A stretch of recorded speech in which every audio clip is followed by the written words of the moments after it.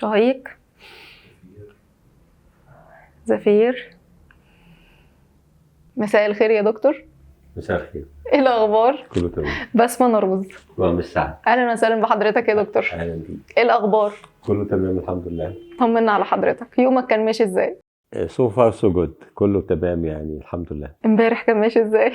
شوفي، طالما احنا عايشين في الحياة وكل حاجة ماشية تمام وبناكل وبنلعب وبنضحك وبنهزر وعندنا اصحاب، يبقى كل حاجة تمام ونشكر ربنا على كل حال يعني. بدأت ازاي؟ رحلة. رامي السعد جه ازاي اصلا مصر؟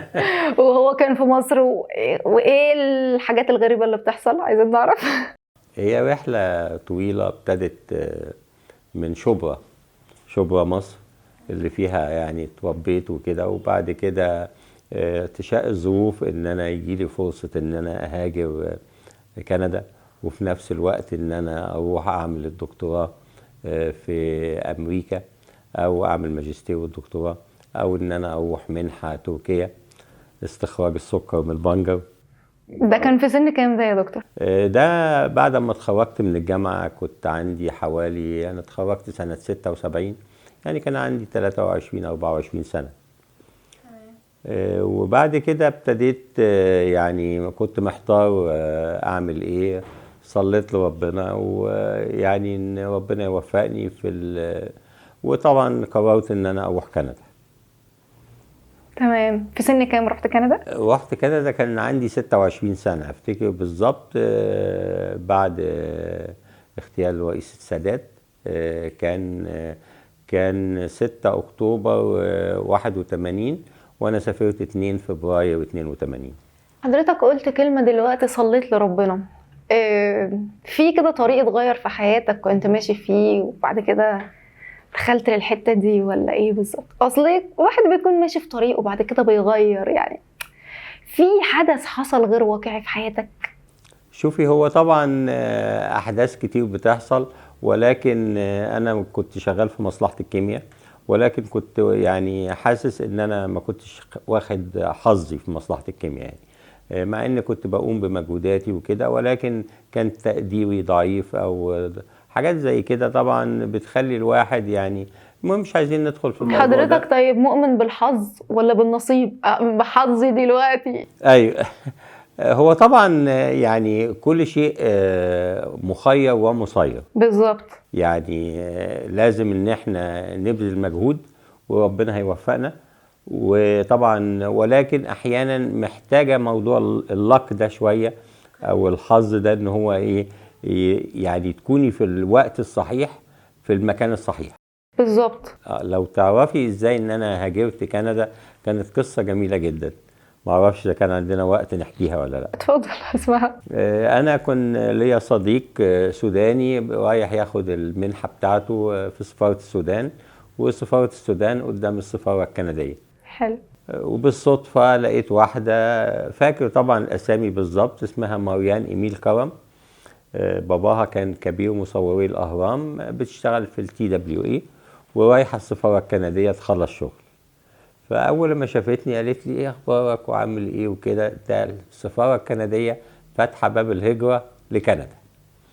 قلت لها ماريان، انت عارفه ان انا ما بفكرش في الهجره، وجاي لي منحه ان انا سلام ان انا اروح امريكا او اروح تركيا، فانا مش عايز.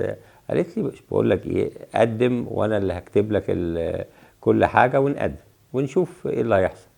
وقد كان خدت الورقه وقدمت وكده، اسبوع وكانوا طالبيني ان انا اروح السفاره الكنديه. ورحت السفاره الكنديه، عملت انترفيو، القنصل قال لي حضر نفسك في ظرف اسبوع هتكون مسافر. فحسيت طبعا يعني والدتي كانت تعبانه ساعتها، كان عندها السكر والسرطان وكده، وبعد كده طبعا لما قلت لها فقالت لي لازم تسافر. يعني رغم المرض اللي كان فيها ده كله وقالت لك لازم تسافر. طيب كانت طفولتك عامله معاها ازاي يعني؟ طبعا بالرغم ان هي اخذت قرار صعب زي ده، يعني هي في امس الحاجه ليك في الوقت بالزبط ده. كده بالظبط كده اخذته. طيب بناء على ايه؟ هي طبعا يعني كأن انا خريج كليه العلوم وعندي شغف بالكيمياء، فكانت شايفه ان انا ممكن مثلا اكتشف حاجه او اكتشف علاج للسكر. كانت مؤمنه يعني؟ كانت مؤمنه جدا ومصدقه انك هتعمل حاجه، ان انا ممكن اعمل حاجه، واخد بال حضرتك. فطبعا ده كان حافز كبير. لدرجة فاكر زمان كان أخويا يعني الله يرحمه كان لواء وكده، وبعد كده كانت تقول له رضا ما تسيبوش إلا وهو جوه الطيارة. فكانت طبعا بتحاول إن هي إيه تحفزني إن أنا أسافر. طبعا أي أم بتضحي بنفسها عشان مستقبل ولادها، وهي دي اللي احنا بنقول عليها ان ليه الام كده، يعني اشمعنى الام. وبعد كده لقيت حاجه غريبه جدا، انا مش عايز اطلع من موضوع ادخل موضوع. لا انا سامعه، يعني حته الام دي حاجه بالنسبه لنا كبيره قوي، يعني تضحي رغم مرضها. أيوة. وهي في امس الحاجه ليك وابنها. أيوة. فيعني صعبه قوي. فهي اكيد كانت حاسه بحاجه، هي بترسم خطوط. ايوه، لان ما فيش حد بيحس بحاجه غير لما بيكون عارف هي هتحصل بايه، بالظبط. خصوصا الامهات. اما تعمقت في الكيمياء وفي المعادن بالذات. انت عارفه ان انا بقالي 45 سنه في كندا متخصص معادن، واخد بالك. فلما تعمقت في المعادن لقيت ان تحليلات الشعر ان الام عندها نحاس اكتر من الزنك.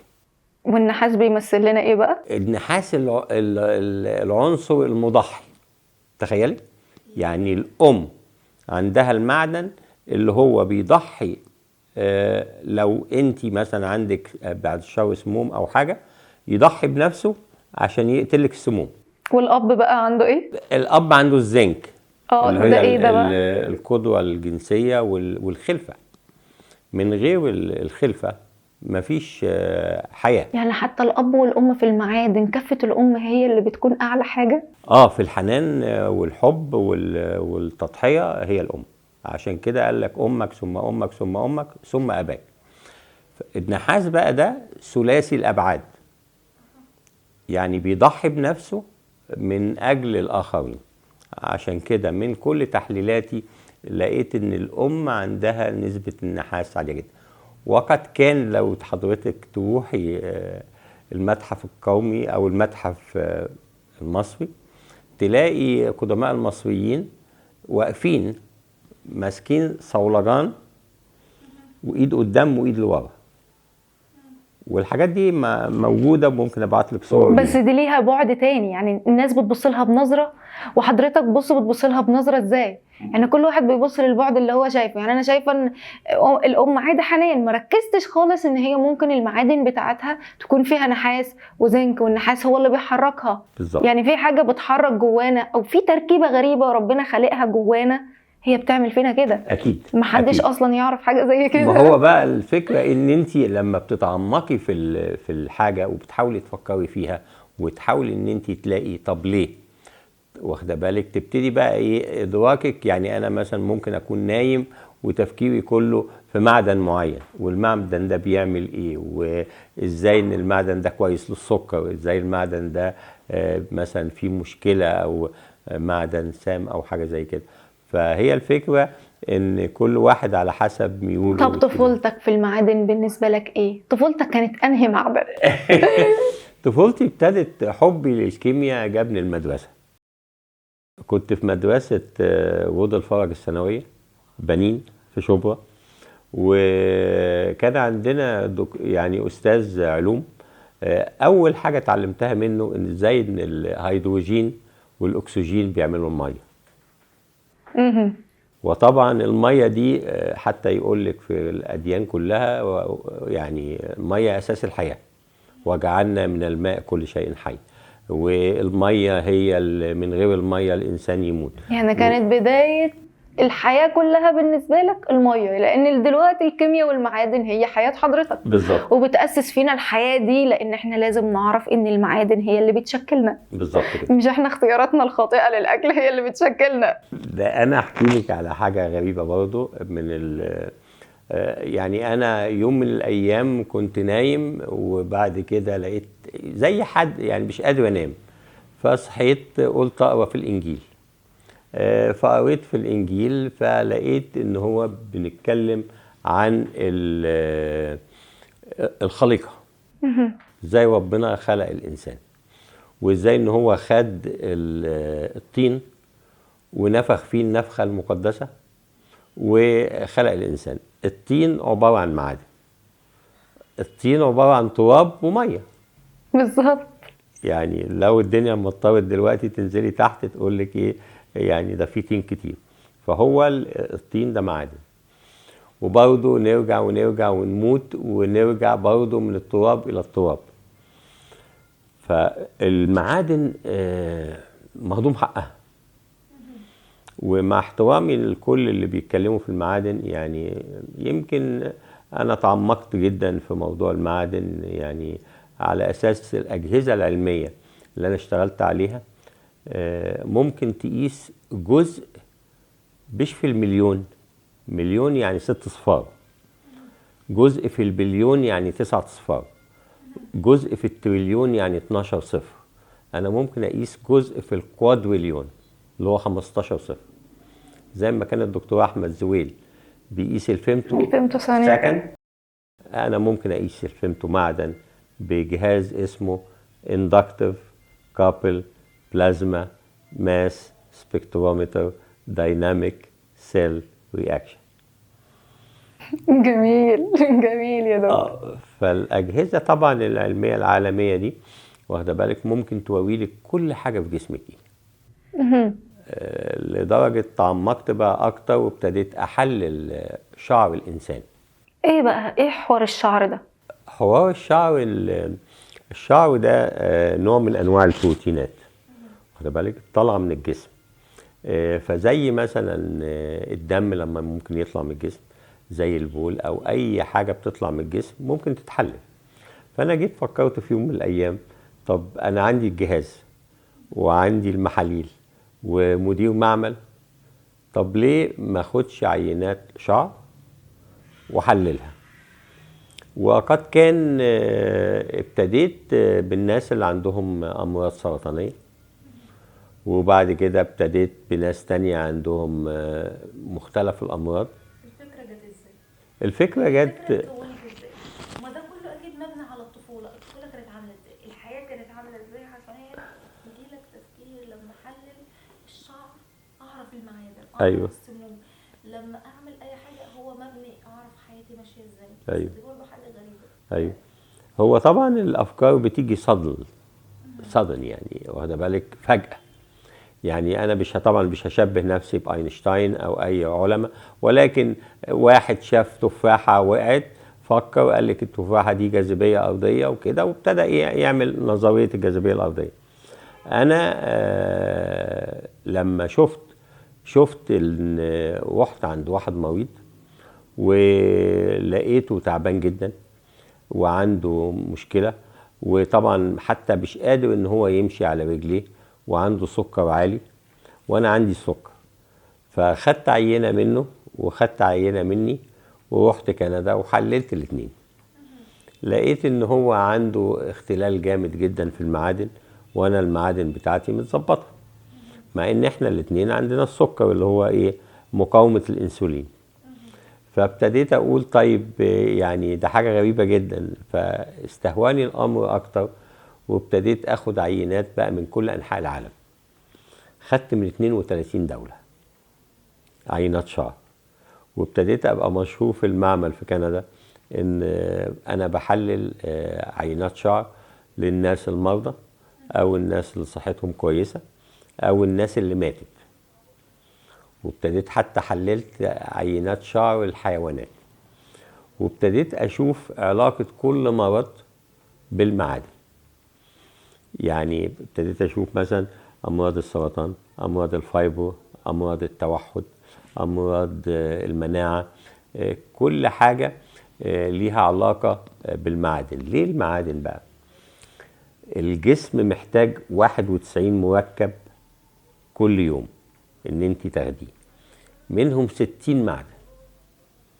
اصل احنا لما بنروح للدكتور عادي ما بيجيبش اسم المعادن دي خالص. بالظبط كده خالص، يعني اي دكتور بنتعامل معاه احنا تعبانين بنشتكي ما بيقولش لا معدن ولا اي حاجه، بيقول ارهاق. ما سمعتش كلمه معادن دي على سمعي. ايوه. ايه بقى ايه المعادن المعتبره بالانسان؟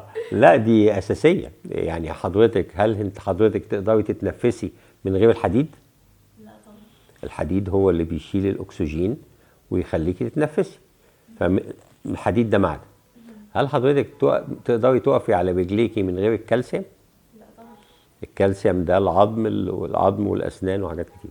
هل حضرتك مقاومتك للامراض او المناعه ممكن تحصل من غير الزنك او السيلينيوم؟ لا. احنا عرفنا ايام كورونا الزنك ما بيهبط الراجل بيموت على طول. بالظبط. هل السكر دلوقتي لقوا ان بعض المعادن زي معدن اسمه الفانيديوم او معدن الكروميوم، دول معادن اساسيه بتشتغل زي الانسولين. طيب هو هل في العيله مثلا حد كان مهتم بحاجه زي كده؟ الاب، الام، الاخ؟ لا، انا خالتي كان اسمها الدكتوره جوزفين كامل، واخده وسام الاستحقاق من الرئيس جمال عبد الناصر، وكانت استاذه نبات في جامعه القاهره، وطبعا كانت هو موديل بالنسبه لي. يعني انت عارفه، والواحد طالع في الحياه كان بيبقى قدامه كده ناس هو موديل، واخده بالك. فوالدي كمان كان في الكوميسيون الطبي العام، واخده بالك. اخويا كان دكتور. يعني في حاجه كده وراثيه. يعني تحس ان كده ان البيت فيه حاجه علميه ظريفه، يعني واخد بالك. كل عيلتنا الحمد لله دكاتره وكده. فيعني طبعا ديت بتاهل الواحد ان الانفايرمنت او المحيط بتاعه يبقى. هي المعادن كانت حارس البوابة لحضرتك؟ المعادن لقيت ان ربنا كده بيحطني. يعني انا لما ركبت الطياره قلت لربنا، يعني بناجي قلت له يعني ماذا تريد مني يا رب ان افعل، يعني واخد بالك. وانا يعني في الطريق لكندا، وانا مش عارف كندا دي ايه، وما كنتش اعرف اي حاجه عنها يعني. فطبعا اول لما وصلت كاي واحد بيهاجر بيشتغل شغلانات في حتت كتيره، فكان لازم ان انا اقوي اللغه بتاعتي، اللغه الانجليزيه. فناس كتير قالوا لي يعني عشان تقوي اللغه الانجليزيه انت ممكن تتعرف على مثلا جيرل فريند او حاجه تعلمك وكده. وطبعا يعني ما خدتش الطريق ده. في ناس تانية قالت انت ممكن نجيب لك شغل في سينما. يعني ايه تشتغل في السينما؟ بحيث ان انت تقعد الناس في السينما وتتفرج على ايه. السينما دي فيها 6 سينمات، فانت بتتفرج على 6 افلام كل يوم، حفلة 3 و6 و9. فانت بتتفرجي على الفيلم ايه عديد من المرات. فطبعا ديت بتخلي اللغه بتاعتك السمع، ما انت لازم تبقي جوه السينما عشان ما حدش يكون بيعمل مشكله او حاجه زي كده، فانت بتسمعي الفيلم على طول. فكنت اروح البيت اللغه في وداني، واخده بالك. فديت حاجه اهلتني ان انا اشتغل وان انا اقوي اللغه بتاعتي. ادي حاجه. الحاجه الثانيه، انا مش عارف انا راجل خريج قسم كيمياء حيويه ومعايا البكالوريوس بتاعي وعايز اشتغل في المجال بتاعي. قعدت مثلا 6 اشهر، اترقيت في السينما، بقيت من موظف لاسيستنت مانجر لمانجر، واخده بالك. فخدت طبعا طالما انت امينه هناك بره الناس يعلوكي، واخده بالك. لو شافوك ان انت يعني تستاهلي يعلوكي. فده اللي كان يعني.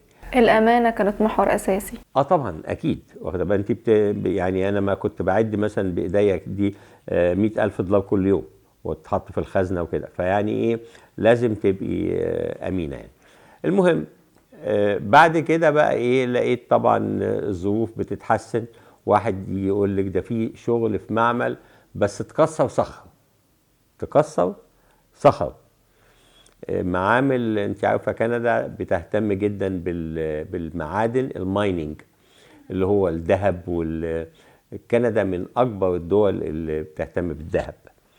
فكان مدخلي ان انا ايه اشتغل في معمل بيكسر صخر ونشوف الذهب ونثبته في الصخر قد ايه. فقلت لهم اشتغل في اي حاجه طالما جوه المعمل. لو عايزيني يعني امسح الارضيات انا بس ادخل جوه معمل. وقد كان اشتغلت ايه في معمل اكسر صخر. طبعا لقوني كويس، عملوني اسيستنت مانجر وبعد كده مانجر، وبقيت مسؤول عن قسم. وقد كان لقوني يعني الناس اللي بشتغل معاهم شركات خاصة، فما لقوكي ان انت عندك امكانية التعلم قالوا لي في مكنة كده اللي هي المكنة اللي انا بقول لك عليها دي. قالوا لي تفهم فيها؟ قلت لهم والله يعني انا ممكن اتعلمها، وودوني كورس اتعلمه. قالوا لي قدامك شهر تشغل لنا المكنه دي. ماشي. فروحت خدت الكورس واتعلمت وكده، والحمد لله بعلم الناس دلوقتي. السوشيال ميديا ليها تأثير في حياتك؟ مش الاول. دلوقتي طبعا السوشيال ميديا مهمه ان الناس تعرف الشغل اللي انت عملتيه. اتعلمت منها في السنين اللي كنت بتتعلم فيها في كندا؟ كان ليها تأثير زي ما مؤثرة علينا دلوقتي؟ يعني احنا كشباب كل حياتنا سوشيال ميديا. لا، كان زمان ما فيش سوشيال ميديا. يعني سنة 82 ما كانش فيه. هو بتاع ده امتى دخل السوشيال ميديا؟ لسه قريب، واخد بالك؟ يعني مثلا قولي من 10 15 سنة. في الألفينات. في الألفين ولكن قبل كده ما كانش فيه. فكان عايزة تقري لازم تقري كتاب، عايزة تتعلمي لازم تروحي مكتبة وتتعلمي. القراءة كانت عامل أساسي. القراءة كانت عامل أساسي. أساسي. وانا طبعا القراءة بالنسبة لك ايه؟ لان احنا كشعب تحس فيه ثقافة، بس احنا عايزين ننميها اكتر. كانت بتمثل لك ايه؟ ما اكيد الوعي والتفكير، كل حاجة كانت في حياتك اساسها القراءة والثقافة. ايوه. هو القراءة انت بتقرأي لمين وبتقرأي ليه، واخده بالك؟ يعني انا دايما احب اقرأ في الحاجات العلمية. فشهر اكتوبر ده بيمثل بالنسبة لي، انا بنتظره اكتر ما بنتظر عيد ميلادي في شهر ديسمبر. اشمعنى اكتوبر بقى؟ اكتوبر توزيع جوائز نوبل في الطب وفي الكيمياء وفي الفيزياء وفي الادب. فانا دايما بنتظر مين المرشح ياخد جائزة نوبل في الطب او جائزة نوبل في الكيمياء. فده عشق بالنسبة لي. يعني بقعد اسبوع في البيت منتظر اعرف مين، وقبليها بقى اشوف مين المترشحين وعملوا ايه. طبعا دي بتبقى يعني ابحاث علمية عالمية. حضرتك طبعا نفسك تاخد جائزة نوبل في المعادن؟ بالامانة انا شغال على حاجة دلوقتي مش عايز افصح عليها دلوقتي. ربنا يدبر. لو التفكير العلمي بتاعي سليم، مصر ممكن يعني نقدم على جائزة نوبل. يعني انت شايفة ميكروسكوبات وحاجات كده، واخد بالك؟ في هدف معين، بحيث لو ربنا دبر ممكن يبقى يعني الجائزة. مش هقول يعني، مش عايز يعني، بس المهم الحاجة اللي أنا شغال عليها محدش قبل كده اشتغل عليها. مظبوط. الحب بالنسبة لحضرتك ايه؟ هو الحب ايه أصلا؟ هو طبعا الحب كلمة كبيرة جدا، اللي هي الباشن. أنا بسميها باشن. شغف، واخد بالك؟ شغف إن أنت تقابلي حبيبتك أو تقابلي حبيبك، أو تقابلي، مش لازم راجل وست. يعني أنا بتكلم الحب في العموم. يعني أنا مثلا كنت أحيانا بحط المكنة تشتغل في كندا وتطلع عينات، مش قادر إن أنا أنتظر لتاني يوم، أخد العربية وأروح المعمل، عايز أشوف النتائج. ده باشن. يعني حتى الناس كلها تقول لي أنت يعني الحلو فيك إن أنت عندك باشن للحاجة اللي أنت بتعملها. فلو الواحد ما حبش الحاجة اللي هو بيعملها، ما ظنيش هينجح في حياته. الحب مرتبط بالمعادن؟ اكيد. ده انت عارفه كيمياء الجسم، سبحان الله. يعني انا فكرت في الموضوع ده كتير وقريت كتب عليه. حتى يقول لك women's from Mars و men's from Venus او العكس. المرأة من المريخ والرجل من الزهرة. بالظبط. فاللي حاصل واتعمل عنها كتاب. اتعمل عندها كتاب، برافو عليك. كان عندي كتاب في كندا بالظبط. وبعد كده كنت انا عايز اشوف هل تحليل الشعر بالنسبه للراجل زي تحليل الشعر بالنسبه للست ولا لا. فلقيت المعادن اللي بتاثر، او المعادن، تركيبه المعادن بتاعت الست معادن قلويه، وتركيبه المعادن بتاعت الراجل معادن حامضيه. تمام. ايه بقى الفرق؟ الست عشان بتحبل او بتخلف لازم لها الكالسيوم والمغنيسيوم والاسترونتيوم والباريوم، المعادن القلوية، ان لما البيبي بيتكون في جسمها هي بتدي المعادن دي للبيبي بتاعها، فهي لازم تبقى قلوية عشان تدي المعادن ده للبيبي.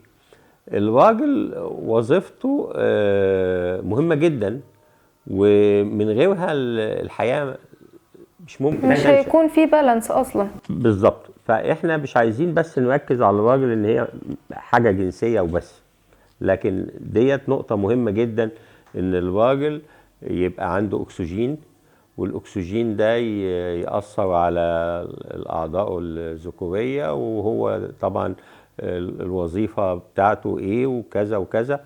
ولكن احنا بنحاول ندرس الناحية الكيميائية الفسيولوجية بتاعت الراجل والست، خد بالك. فهو طبعا الست عندها نسبة حديد أقل من الراجل. الراجل عنده 5.5 لتر دم، معروف. والست عندها 4.5. لان الست بتفقد كتير. بالظبط، بتفقد حوالي نص لتر في أيام الدورة الشهرية. فاللي بيحصل إن النص لتر ده عشان كده تلاقي الست أكتر ميالة للعاطفة، الراجل ميال أكتر سوري أقولها إزاي، يعني مش عايز أبقى دبلوماسي، يعني الراجل ممكن يعجب بأكتر من ست، ولكن الست سوري في الكلام، يعني أنا بتكلم عامة لكل العالم، أنا بحلل دي غريزة. دي غريزة بالظبط. فالراجل ممكن يعجب، يعني حتى كتبت في صفحتي اللي هو رامز ذا بايوكيمست السؤال ده، فاللي يقول لي الراجل بتاع ده قلبه عامل زي الرمان الراجل قلبه عامل زي اللوكاندا، يعني حاجات غريبة جدا تسمعيها تضحكي، يعني واخد بالك. ولكن الست when she love one man. فهو طبعا القلوية والحموضة، عشان كده دايما تلاقي ايه، ان لما اتنين بيقابلوا بعض لو مفيش تجانس بينهم بينفروا من بعض، لكن لو في تجانس بيلاقوا بعض على طول. يعني التركيبة كلها معادن كيميائية طبعا 100%، كيميائية 100%، هرمونات وحاجة كيميائية بتخلي حتى في ارتياح للشخصية اللي قدامك، واخد بالك. يعني حتى في ناس يقول لك النفس نفسه، الريحة نفسها، كل الحاجات دي بتدي ارتياح للطرف الثاني ان هو ده الطرف. ولكن هل بقى الحاجات دي متغيرة؟ متغيرة. تلاقي حتى ناس مثلا عاشوا مع بعض 30 سنة وبعد كده ايه جم طلقوا، وفي ناس بتكمل. وفي ناس بتكمل. طب بناء على ايه ممكن نظبط الحاجات دي عشان كل الناس تكمل؟ ما هو بقى شوفي حضرتك، انا دايما مؤمن، والكلام ده خد جايزة نوبل، يقول لك بالانجليزي وهشرحها بالعربي: when your body is alkaline no disease. يعني لما الجسم بيبقى قلوي مفيش امراض. يعني ايه الجسم قلوي؟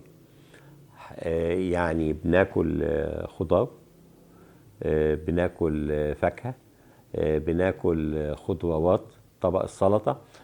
قلوية الجسم دي مهمة جدا. حتى تلاقي الرهبان، ما انا كنت لسه هتكلم في حتة الزهد، فكده انت بتمنع نفسك من مثلا كتر اكل اللحوم، الزبدة، الحاجات اللي فيها حاجات دسم كتيرة دي. بالظبط. انا الحمد لله طبعا ما بحبش اتكلم كتير على انا عشان الناس احيانا يقولوا لي انت مغرور، ولكن انا افخر ان انا كنت اول واحد اعمل الجدول الدوري في العالم بالمعادن عن طريق الاكل. فده اسم الشركه تراينجل اوف لايف اسمي، وده كل المعادن، كل معدن موجود في اكله ايه. الفستق مليان نحاس، ده الفستق للستات. كان في فستق كده طلع في حياتك كتير؟ كتير. ايه بقى؟ ما هو انا دايما اقول للرجاله يعني المفروض ان انت تفزدق مراتك، ومراتك تديك الزنك، يعني الزنك بقى في ايه؟ الزنك موجود في اللب الابيض. اللب الابيض. وده عامل لي مشكله. بالامانه بسمع عامل لي مشكله. طبعا في صفحتي في اعداد دي يعني الست تزود فستق والراجل يزود اذا كده. لب ابيض. اي. فطبعا الاكل فيه حاجات كتير جدا مهمه للجسم. طبعا اساسي جدا ان احنا نبقى ما عندناش سموم. يعني لما يبقى في سموم، السموم ممكن تمنع امتصاص الميه، تعمل امساك، ودي مشكله كبيره عند ستات كتير جدا في العالم عندهم امساك رهيب. فهل مثلا امتصاصهم نتيجه ان هم بيفقدوا بعض المعادن ان هم بيدوهم لاولادهم، بيبقى امتصاصهم لبعض السموم اعلى من الرجاله. مع ان ممكن يكون احيانا مثلا الست ممكن تحط روج ولا حاجه يكون في ماده سامه، في رصاص. الرصاص بالذات الحاجات اللي هي بتيجي وألم الروج اللي هو تعبان، الحاجات التعبانه دي. بالظبط. وطبعا الكحله من ايام قدماء المصريين، الكحله دي فيها نسبه رصاص عاليه جدا. يعني انا متخيل ان قدماء المصريين هو اللي ادونا تسمم الرصاص. واخده بالك ليه بقى؟ الكحل كانوا حتى تلاقي نبرتيتي ونبرتاوي ومش عارف مكحلين كحله مسحوبه قوي.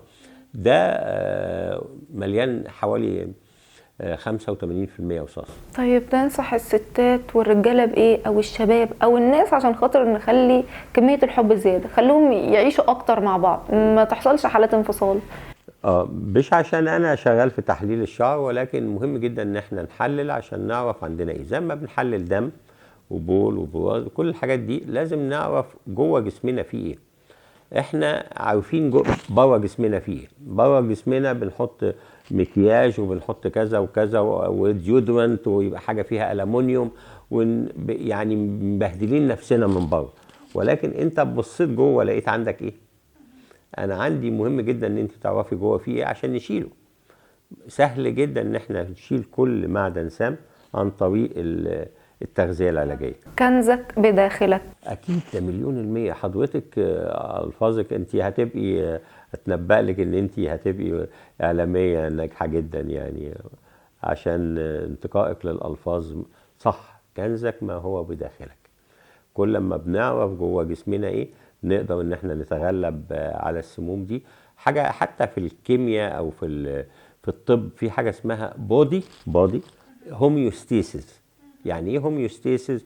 ان احنا زي الميزان، السموم عاليه مفروض ان احنا نوطيها ونعلي المعادن كويس. الهوميوستيسيس ده الميزان يبقى ايه؟ سليم، تكون الكفه في بالانس ما بينها. في بالانس. الله ينور، صح. تمام. الحب يعني هو الحل. المعادن هي حارس البوابه. بس خلاص. شوفي، الحب لو الواحد ما حبش يعني انا لو ما حبيتش مثلا الحاجه مراتي، او مراتي ما حبتنيش، مش هيبقى فيه الشغف ان انا اروح البيت وان انا اشوفها وكده. واخده بالك؟ طبعا مهم جدا ان احنا نحب بعض. طبعا البشريه دلوقتي يعني بتمر بأسوأ الحالات نتيجه الصراعات والحروب وكده. اتمنى يعني ان العالم كله يبتدي ينظر نظرة تانية للحب،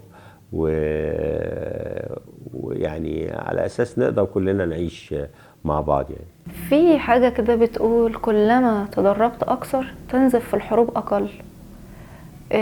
علاقتها هل بالثقافة ولا بالحب، ولا هي مرتبطة بالاتنين؟ كلما ايه؟ تدربت اكثر تنزف في الحروب اقل. ما هو طبعا حضرتك النهارده علمتينا شيء قبل ما نطلع على الهوا، ان احنا نعمل يوجا. اليوجا ديت طبعا التنفس السليم بيريح الجسم. يعني انا في كندا مثلا كتير جدا نقعد نتنفس، يعلمك ازاي تقفلي مناخيرك عشان وتاخدي، وبعد كده تقفلي عشان لما يكون في صداع نصفي وكده بتظبط النفس. بالظبط.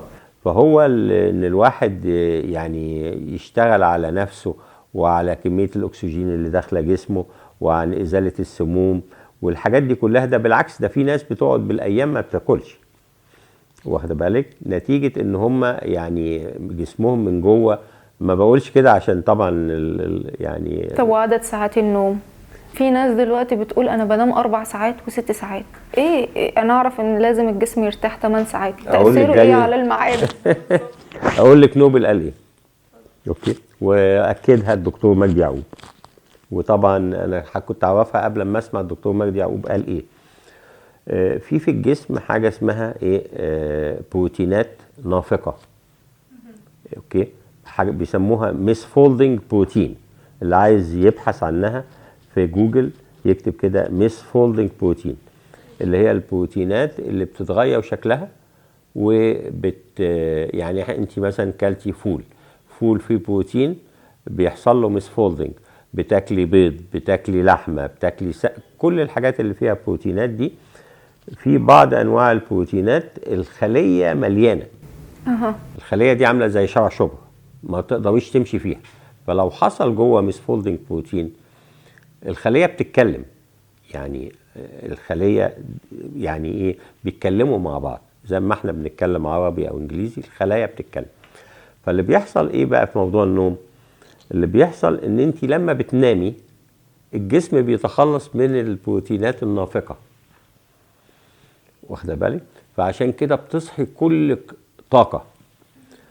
فمش اشكال تنامي امتى. ودي النقطه اللي قالها الدكتور مجدي يعقوب. يقول لك انا مثلا بخلص الشغل بتاعي مثلا واروح البيت انام الساعه 10 بالليل، يصحى الساعه مثلا 3 4 الصبح يقرا الابحاث العلميه اللي طالعه في العالم كله، واخد بالك؟ وبعد كده ينام له كمان الساعه 7 ساعه ولا حاجه، وبعد كده يروح الشغل. البساطة بالنسبة لحضرتك ايه؟ البساطه ان الواحد يعامل الغني زي الفقير. يعني مفيش حاجه الواحد ان ده غني احترمه عشان هو غني، مفيش حاجه ان ده فقير يعني ما اتكلمش معاه او حاجه. بالعكس، الواحد يعني كل ما بيتواضع يعني. طب ايه علاقتها بالمعادن؟ يعني انا دلوقتي في شوية حاجات كده مثلا عايزة اسألهم وعلاقتهم بالمعدن. البساطة علاقتها ايه بالمعادن اللي في جسمنا؟ ايه المعادن اللي بتحفز ان البساطة تكون موجودة؟ لان الناس مختلفة عن بعضها. وده سؤال صعب شوية ان احنا نربط حاجة بحاجة بالمعادن. ولكن طبعا كل ما الانسان بيبقى خالي من السموم، كل ما يبقى بسيط، ما بيتنرفزش بسرعة، ما يعني he's not agitated، يعني ما فيش شد عصبي. حتى تلاقي مثلا بعض الناس اللي عندهم الشلل الوعاش بيبقى عندهم سموم كتير. الحاجات دي كلها طبعا بتأثر على الحالة النفسية، وكل ما بتأثر على الحالة النفسية ممكن بتأثر على جسم الإنسان. الرقص يا دكتور. الرقص ده موضوع مهم جدا. وأنا دايما اكتشفت إن المعادن بتشتغل مع بعض زي أمناء الشرطة.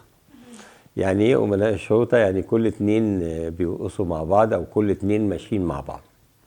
يعني تلاقي مثلا ايه الكالسيوم والمغنيسيوم، واخده بالك؟ الاثنين شغالين مع بعض. الصوديوم والبوتاسيوم الاثنين شغالين مع بعض. تلاقي الزنك والنحاس، واحد بيعلى التاني بيوطى. وتلاقي واحد معدن ذكوري والتاني معدن انثوي.